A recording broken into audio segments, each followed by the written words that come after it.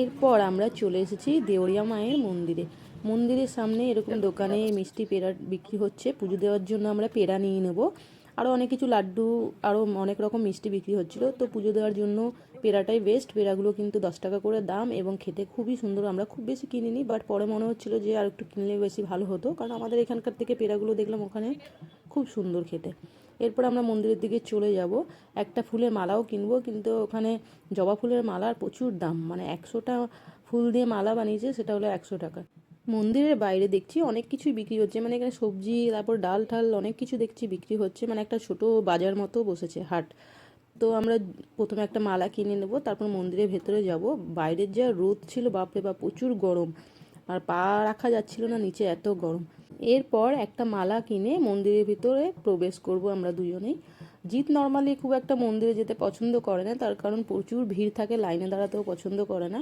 তো এই মায়ের মন্দির শুনেছি প্রচুর জাগ্রত, এই জন্য গেল সঙ্গেই, আমার সঙ্গে গিয়ে লাইন দিয়ে পুজো দিল, খুব ভালো লাগলো। যাই হোক, একসঙ্গে পুজো দিতে দারুণ লাগে।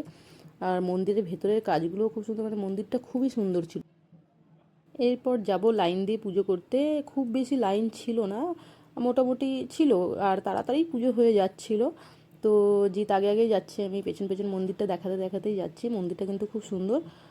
আর ওই যে পাথরের দেখতে পাচ্ছেন, পাথর দিয়ে করা আছে, ওর ভেতরেই কিন্তু দেউরিয়া মা আছে। কিন্তু মন্দিরের ভেতরে কিন্তু ভিডিও করা যাবে, বাট যেখানে দেউরিয়া মায়ের মূর্তিটা আছে সেখানে ভিডিও করা যাবে না এবং ফটো তোলা যাবে না। খুব জাগ্রত দেবতা।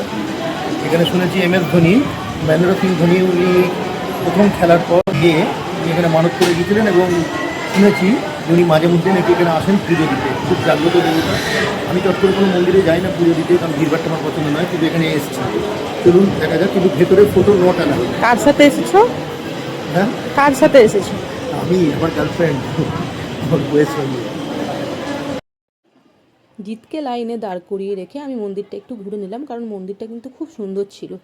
তারপরে এই যে লাইনে আমরা দাঁড়িয়ে আছি, খুব বেশি লাইন ছিল না, বাট তাড়াতাড়ি হয়ে যাচ্ছিলো পুজো, খুব বেশিক্ষণ সময় লাগছিল না। আর মন্দিরটা একদম ভেতর দিকে একটু ছোটো মতো, মাথা নিচু করে একদম ঢুকতে হচ্ছে। আর মাকে গিয়ে মালা পরিয়ে একটু পুজো করে নিলাম, নিয়ে সাথে সাথেই বেরিয়ে গেছি। বাইরেটা আর একটু দেখিয়ে দিচ্ছি, বাইরে অনেকে দেখছি পুজো করছে, সিঁদুর পরাচ্ছে।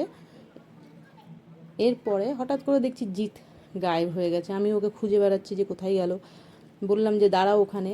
তো ওর ফোনটা আমার কাছে ছিল, ভিডিও করছিলাম। তারপর আমি যাই হোক খুঁজে বেড়াচ্ছি, খুঁজতে খুঁজতে মন্দিরটা একটু ভালো করে ঘুরে নিলাম। তো বাইরেও দেখছি অনেকে পুজো করছে, মানত করছে। এই মায়ের মন্দিরে গিয়ে কেউ যদি মানত করে, তার মনস্কামনা কিন্তু পূর্ণ করে দেয় মা। তো আপনারাও যান, একবার গিয়ে মায়ের দর্শন করে আসুন।